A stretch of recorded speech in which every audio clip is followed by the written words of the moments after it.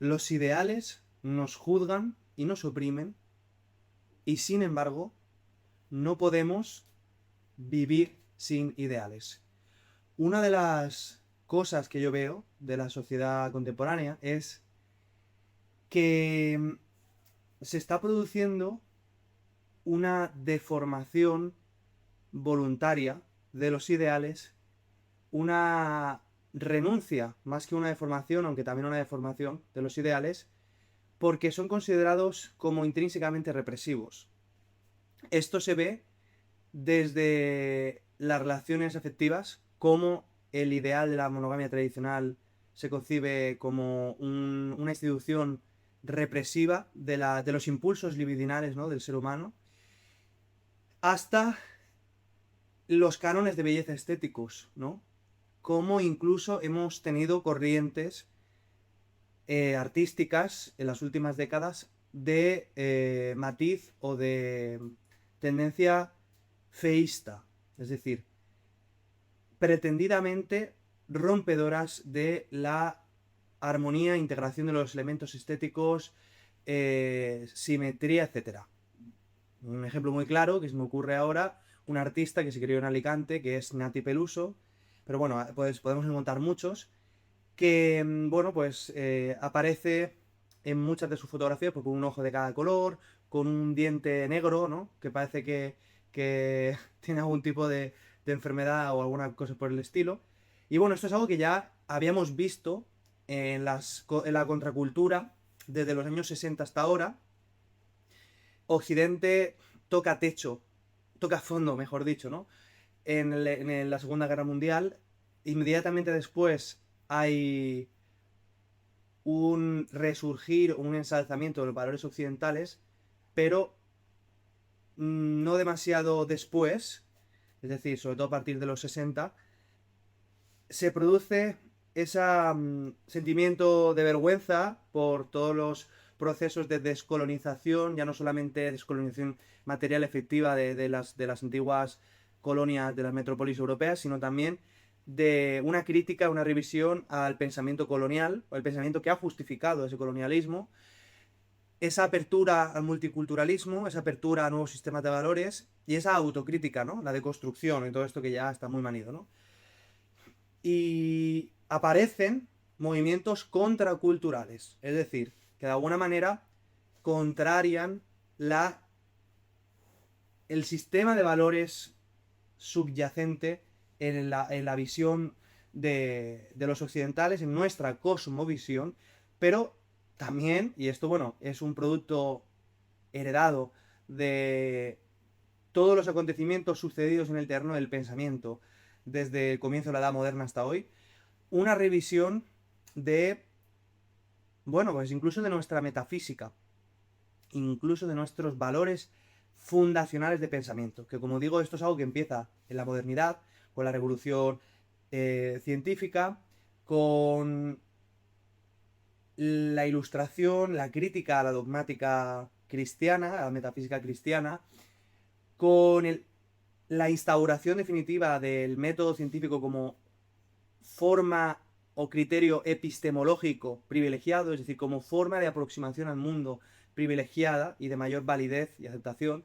Bueno, todo eso lleva mucho tiempo pasando, como digo, pero a un nivel sociocultural, porque hay que pensar que las masas hasta mediados del siglo XX, casi todo el mundo en Occidente era cristiano y practicantes, y había una sociedad que estaba estratificada en términos culturales. Es decir, todos estos movimientos de deconstrucción, incluso el ateísmo, eran cosas, pues, muy focalizadas en las aristocracias, ¿no? Pero su consumación como movimientos políticos, articulados, etcétera, eso requiere de que la sociedad se haya secularizado por todo este proceso que acabo de describir de manera muy superficial, requiere de que la democracia popular, que las economías liberales y la democracia de partidos se haya instaurado, y requiere de unos intelectuales públicos que lleven todas esas ideas a la gente, ¿no?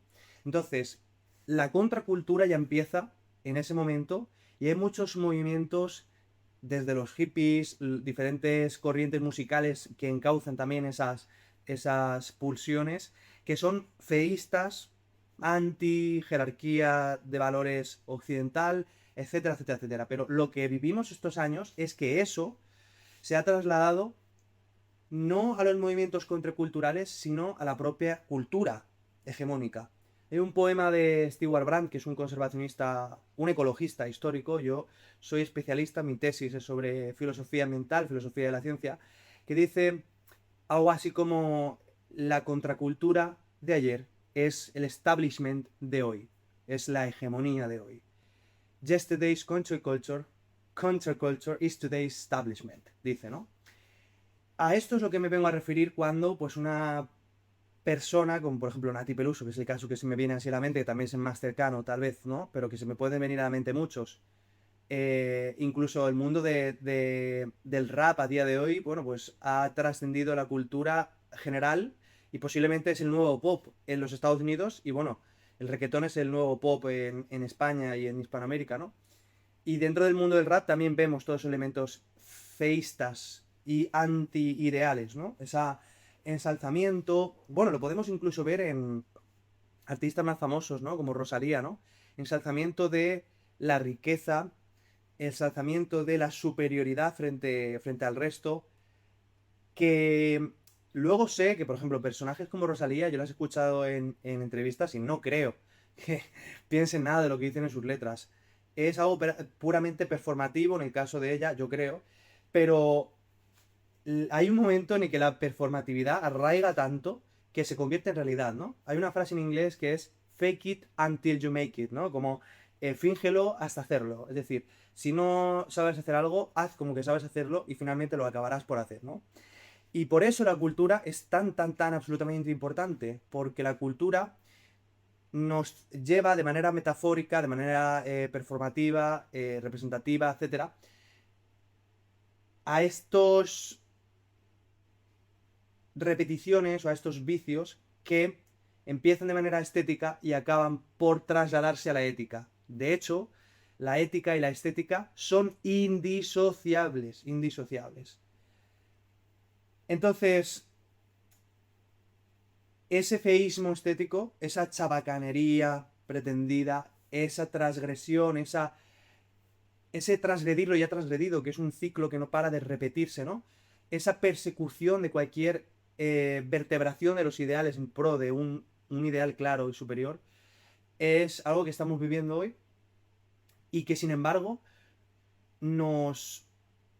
Así como nos libera, porque nos quita de la carga de tener que estar sometidos a perseguir ese ideal, al mismo tiempo nos revienta psicológicamente porque nos quita la orientación hacia la cual nos debemos de mover. Y hay una cosa que es cierta, que, que es que los propios ideales también, hasta cierto sentido, nos traicionan. ¿Y en qué sentido voy a defender esta idea? Y es que cuando se ha democratizado la educación y, y el talento, algo que es profundamente positivo, que todos tengamos la posibilidad de desarrollar nuestros talentos, que no sucedía antiguamente porque es que las clases bajas no tenían las condiciones materiales para desarrollarse, ¿no? Sucede que se produce un colapso de talento, es decir, hay tanto, tanto talento y hay tanta gente tan buena y tanta gente destacando que al final el talento queda opacado y la transgresión, es decir, aquel que sabe llamar más la atención, aquel que sabe eh, hacerlo más llamativo, lo más... es el que va a tener ponderancia sobre el resto. Y un ejemplo que puede, en lo que se puede relatar muy claro es que uno ve los concursantes de algún programa de estos de talento, Operación Triunfo, Got Talent, o uno de estos, hace, bueno, los primeros Operación Triunfo, ¿no? Y comparan los concursantes de los Operaciones Triunfo de las últimas temporadas. Y los de las primeras temporadas parecen casi chiquillos de instituto, ¿no? Parecen, ¿cómo decir? Parece que los concursantes de las últimas temporadas son profesores casi de estos primeros, porque se ha democratizado tanto el acceso a las clases, el internet nos ha permitido formarnos. Yo mismo toco la guitarra y he aprendido con tutoriales de YouTube, ¿no? Que hay tanta gente en el anonimato haciendo cosas tan absolutamente brillantes que eso y ver que la mayor parte no triunfa porque no puede, por términos, por pura matemática, ¿no? Porque al final, aunque la sociedad somos miles de millones, la sociedad se basa en que el individuo sea capaz de... La meritocracia, la que rige la sociedad, se basa en que el individuo particular sea capaz de integrar esos ídolos, ¿no? Y una persona no puede tener más de X número de ídolos. Por supuesto, no todas las personas tenemos que tener el mismo número de ídolos. Pero al final, para que haya una masa crítica de personas suficiente y esa persona se convierta en un ídolo, la sociedad tiene que repartir hasta un determinado punto el número de personas exitosas que cabe. Es decir, no puede haber el mismo número de personas exitosas que el número de personas hay, eso es evidente, ¿no? Es un ejemplo claro. Ni tampoco puede haber solo tan pocas personas exitosas que no exista pluralidad. Estoy hablando de una sociedad libre, ¿vale? No exista pluralidad de ideas, ni de corrientes estéticas, etcétera, porque los perfiles psicológicos de las personas son distintos. Entonces es normal que cada grupo de personas con su perfil psicológico determinado, su clase económica, su región, su cultura, etcétera, sienta más adscripción por un tipo de artistas o de iconos que otros. Por lo tanto, la pluralidad es necesaria, es un bruto lógico de la complejidad del ser humano, pero al mismo tiempo eh, tendemos a agruparnos y tendemos a, como digo, dentro de esa pluralidad, tener nuestros referentes, ¿no? Entonces, como decía, ver que hay tanta gente con tanto talento que no puede triunfar porque el mercado tiene un número natural, unas masas críticas, ¿no? Que permiten un determinado número de personas exitosas al mismo tiempo, pues hace que mucha gente desista, ¿no? O sea, el hecho de que cualquier persona que está grabando en su casa un cover tenga más talento que cualquier músico de hace 20 años, y lo digo muy en serio, porque la gente me puede decir, no, no, la música antes era mejor. No, no os equivoquéis. No os equivoquéis.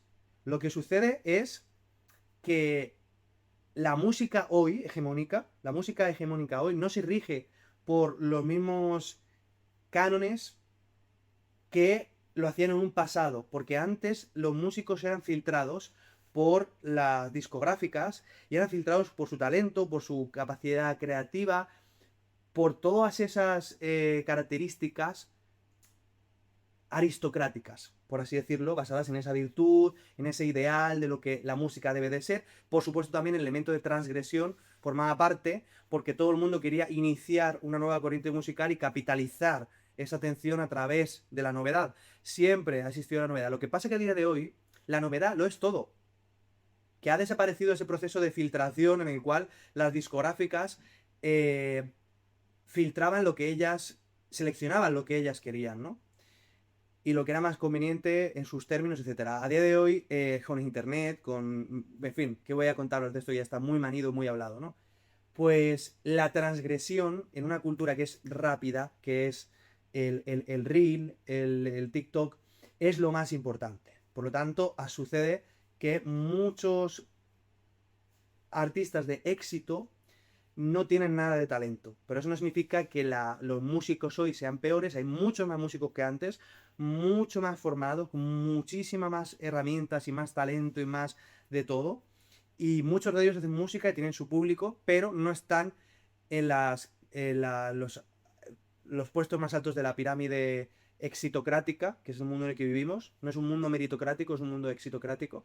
Por todo esto que digo de la transgresión, etcétera. De hecho, a la gente le gusta sentirse identificado con ese, a veces, nihilismo del que no quiere ni siquiera mejorar porque hace una música desenfadada, una música no muy reflexionada, una música que sale de cualquier forma, porque la autoidentificación es muy poderosa en las personas. Es decir, tú podrías estar escuchando yo qué sé,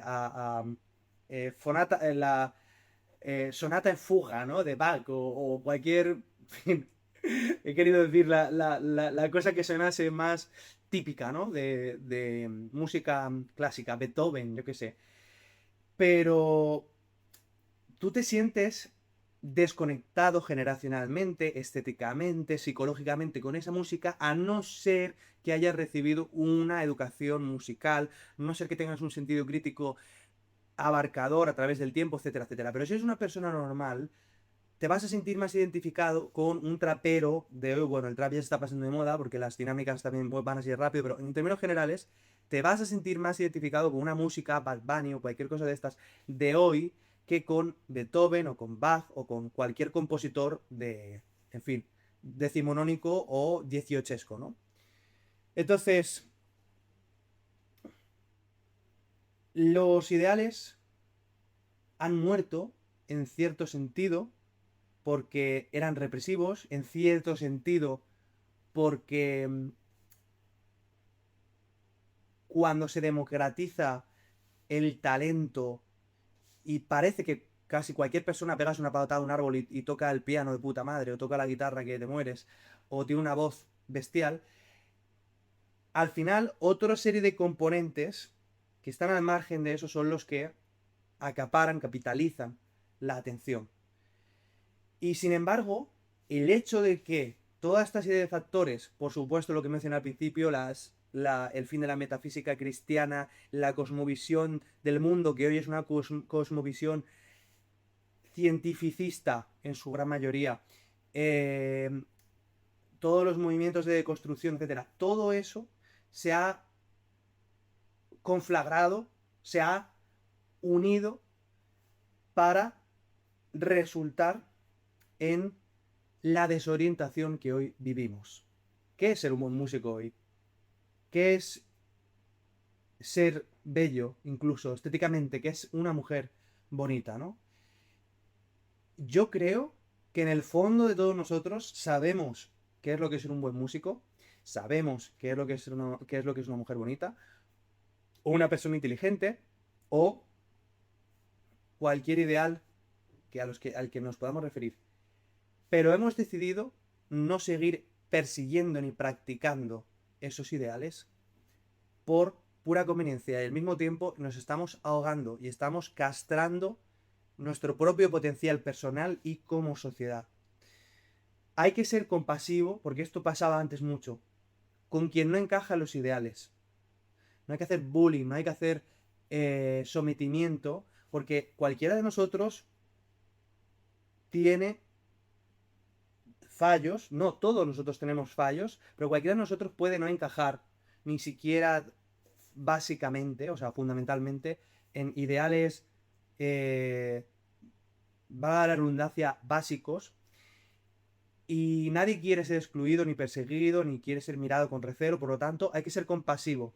Las personas nos equivocamos al actuar, las personas no tenemos todos el físico de un semidios grecolatino, las personas tenemos muchas limitaciones intelectuales, en fin, de toda clase, ¿no? Por lo tanto, hay que ser compasivo y los ideales, aunque deben de guiarnos, no deben de ser instrumentalizados para oprimir y para infligir daño sobre los demás, como se ha hecho en muchas ocasiones. Pero no podemos abandonar los ideales. Es decir, no podemos simplemente, bueno, decir que el hecho de que no te guste una persona con sobrepeso es gordofobia, o, en fin, decir que cualquier expresión artística es igualmente válida, mm, o que, siguiendo el ejemplo, ¿no? Con la música, ¿no? Que cualquier artista produce, cualquier creador de, de contenido produce arte en el mismo grado, o que cualquier visión cultural es relativa y es igualmente válida, o que, en fin, todas estas cosas que pasan, ¿no? A día de hoy, que están ahogándonos, nos están asfixiando. Podemos debatir cómo deben de aplicarse esos ideales. Sí, esos ideales en algunos puntos deben de ser matizados, deben de ser incluso en algunas ocasiones transformados. Pero necesitamos de los ideales. Sin ideales no existe sociedad, no existe cohesión, no existe camino ni orientación. Y por supuesto tú vas a estar desorientado y perdido. Tú sabes muy bien qué es lo que tienes que hacer bien, sabe muy bien en qué aspectos tienes que trabajar para mejorar. El hombre sospecha, como decía Ortega y Gasset, el hombre sospecha, el hombre sabe en el fondo qué es lo que está sucediendo, a qué se tiene que dirigir. Y eso a lo que tienes que dirigir, que son los ideales, que descansan dentro de ti, a no ser que hayas tenido una vida muy, muy perturbada, e incluso en esos casos, te van a salvar si tienes la humildad para aceptar lo lejos que estás de ellos y dirigirte hacia ellos. Yo estoy en ese viaje, pero creo que el primer paso, que es darme cuenta de que estaba negando de manera negligente esos ideales, para no sentirme juzgado, para no sentirme oprimido, etcétera. Ese paso ya lo he dado y ahora estoy casi en el punto contrario, porque llegué a sentirme oprimido por el autoperfeccionamiento que yo me exigía y ahora estoy aprendiendo a ser más compasivo conmigo, ¿no? Sin, por ello, bajar la guardia de mi estupidez, de mis limitaciones, de todo aquello que me ata a mi condición humana. Así que, bueno, hasta aquí otro blog. Necesitas los ideales, recuérdalo, si te ha gustado. Bueno, suscríbete, comparte, dale a me gusta, etcétera. Para más filosofía, para más reflexiones, para más autoconocimiento.